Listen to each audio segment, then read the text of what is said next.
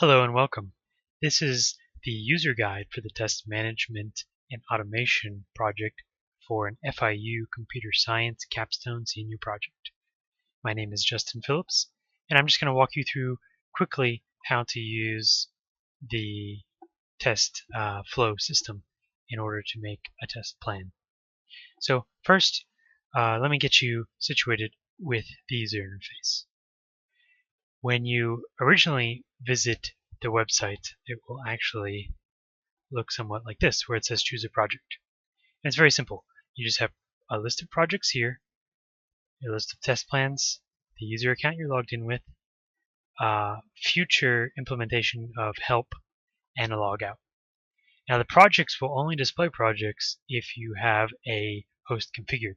So if this is your first time using the system, you'll have to go to Configure Test Manage Your Hosts.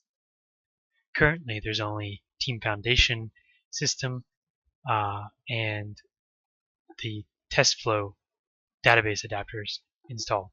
So you can only actually make one type of host, which is a Team Foundation server. You cannot make duplicate database adapters for the TestFlow database. So if you didn't have a adapter here set up that is a host, you would just press the Create New button. And you could simply fill out this form with a valid URL, and you don't need to fill out the type. It will solve that for you. And then you just press Create. Once you do that, you'll see a host here with the name you provided, the host URI, and whatever type is determined that it needs. You can then push back to Workspace. Once you're here in Workspace and you have a collection configured, you can click the drop down again, and you'll see any projects that you have access to in this collection. In this case, I have access to 2 projects. So I'm going to click on Smoke Test. Now it says choose a test plan. So the second drop down is test plans. This project only has 2 test plans. I'm going to make a new test plan using this Create New Test Plan button at the bottom. And a modal dialog pops up asking me to create a test plan. So I can type in a test plan name. So I'm going to call this user guide. And I push Create New. Now it's creating a new test plan.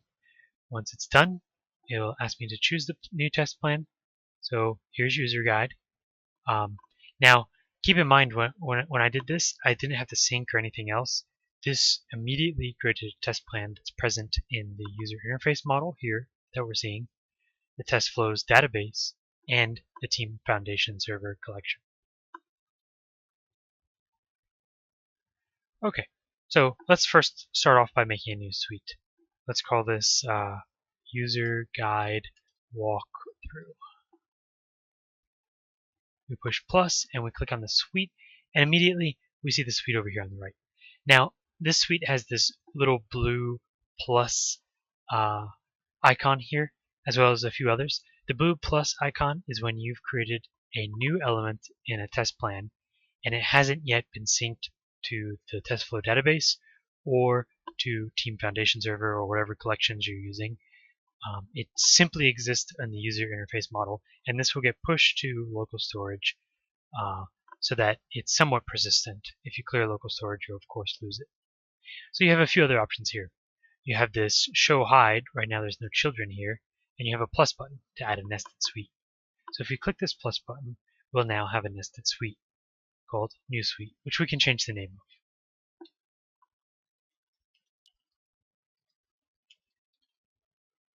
of. Okay, but I don't care about the nested suite. I just want the user guide suite for now. So in user guide, if I put my focus inside this text box, I can edit the user guide walkthrough text. Also, I can see other options here. I can delete this suite, and I can also create a test case within this suite. Another way I can create a test case is if I push enter. So with the focus being in this text box, I'm pressing enter, and you'll see a new test case here. Now this new test case also has this blue plus icon, which means that it's not in the model yet. You also have the delete and add new test step buttons. So I can fill out this test case. So I'm going to call it tutorial. And if I press enter again, it kind of works like Word, Microsoft Word, where when you have a bulleted list and you press enter, it creates a new bullet at the same level. And it also works with nesting just like Word works. So if I press tab right now, I'll get a test step within the test case above. So it's like tabbing in a bullet. It becomes a child of the bullet above it. So I can fill out this test step to say navigate to tutorial. And I press enter again. Again, it's at the same level, so it's a test step. And this is pressing enter to create these. You can also push the plus button, that works too, but you don't have to take your hands off the keyboard this way. So I'm going to have a start tutorial, and then I will have end tutorial as my last step, and the result, which if I press tab now, I'm in the result field, I can simply type in gained new knowledge. Okay, so test cases also have some other information. I can add some rich text here, explaining high-level details about the test case. I can also see other things here that are not yet implemented.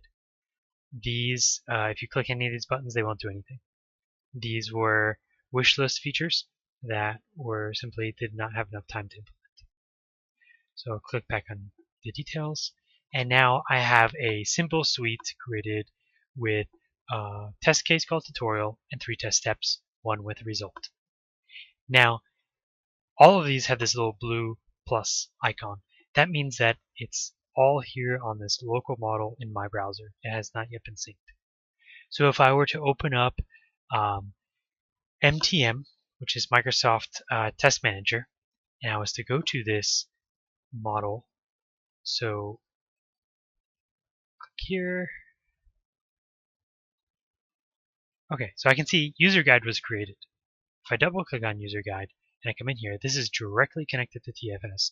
You'll see that there's nothing here. It's just user guide. So let me come back over here and let me press the sync button.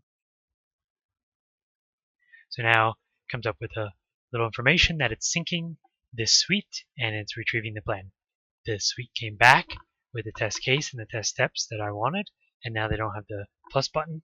So if I go back over to MTM and I press refresh, you will see user guide walkthrough, tutorial test case, and test steps with the result. Now what if someone made a change over here on this, since it's syncing all over the place? What if we made a new test step? Actually, let's insert, let's say exit web page.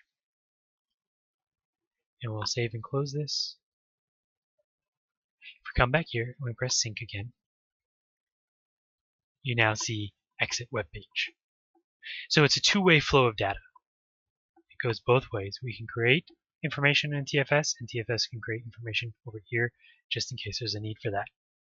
Now, this can also cause some problems. So what if somebody changed something in TFS with this test plan? Well, let me show you what would happen. So let's go in here and let's say instead of end tutorial, let's move this down to exit web page. So we move the result around, and then we are going to put in here end finish tutorial, just a slight text change. However, it's changed. So if I come over here, another way you can refresh the test plan is just by clicking on it over there. You'll see something here. It's exactly the same as it was before. Nothing's changed. Whereas over here in MTM, the test plan has changed. And so to make sure users don't overwrite pending changes or changes that you have, the source of truth for this test model here on the user interface, test plan model, is this model itself. So if it detects something different from what it's getting from the servers, it will let you know with this little yellow icon, hey, there's a change here. This is not the same thing. I can go ahead and press discard changes if I want to sync completely and have what's on the model, or I can press sync and it will push back what I had back to Team Foundation server. So I'm going to discard these changes. So let's open this back up, and you'll now see that exit web page, finish tutorial, and the result is an exit web page. So it's exactly what's on the Team Foundation server. However, if I decided that while I wanted the result here, oops, I moved it. I decided I wanted the result there, but I did not want this called to be finished tutorial. I want to exit tutorial. And I press sync again. It's going to simply sync, and you'll see that there's no more changes pending. And if I go back to MTM again, and I hit refresh,